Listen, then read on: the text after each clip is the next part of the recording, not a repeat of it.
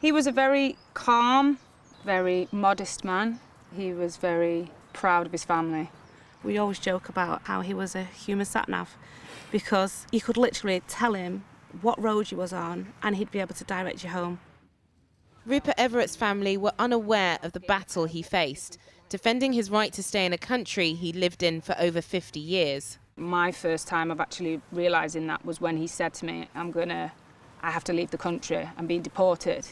I actually thought it was a joke, so I started laughing. And then he looked at me very pan-faced, straight down the line. No, I'm being told to get out of the country. His daughters and grandsons say years of uncertainty changed the man they knew. Those last few years were taken away from us. You know, we didn't get to enjoy the last few years of his life the way that we should have been. You know, he didn't go to the children's competitions, and he didn't come out on family outings and things like that, because all this made him depressed. Yeah, he stopped taking us out to loads of places, like town, the library, even just going on walks in parks. This all began in 2016. Mr. Everett was asked to report to the Home Office Immigration Unit every month. 2 months later, he was told he had to leave the UK in letters wrongfully sent by Capita. His driver's licence was put forward for revocation.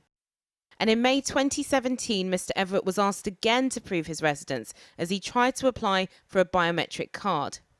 It was after all that he spoke to this programme in 2018. They were threatening to send me to a detention place. What aircraft do you want to go on? When do you want to go? Do you want to go next week? We can arrange for you to go. And don't go and hide, because we'll find you. So that make anybody feel. Rupert Everett's lawyer said after this appearance on Channel 4 News, the Home Office got in touch to offer citizenship, which he says was mishandled before finally being granted in August 2018. One of the things that strikes me is that it's somebody who'd been here for 50 years. Yeah? And he was told after he produced and handed the documents in to an immigration officer, and he was told, it doesn't matter. Doesn't matter.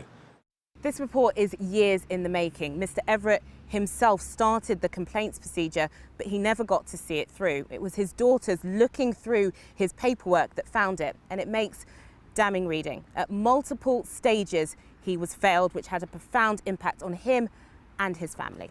I have to say that I'm shocked at the failure of the Home Office to conduct its affairs in a proper way. And this led to the denial of human rights. Now, this is disgraceful. This is not the standards of public administration that we should expect in the United Kingdom. The Home Office told us in a statement, the victims of the Windrush scandal faced appalling treatment, and we're determined to right these wrongs. We are considering the Ombudsman's findings and offer our sincere condolences to Mr. Everett's loved ones for their loss. Capita says they acted upon the instructions of the Home Office when it issued letters, and added, we are very sorry for the stress and upset Rupert Everett experienced and want to extend our deepest condolences to his family and friends. Belinda, Fiona and Taylor say they will continue to fight for him and other Windrush victims. Our dad went through so much, and obviously the family went through so much. And there's no way that he is the only one, because it wasn't just a failing by one person, it was a failing by quite a few. He just needs to be remembered as a strong individual who was willing to stand up for what he believed in.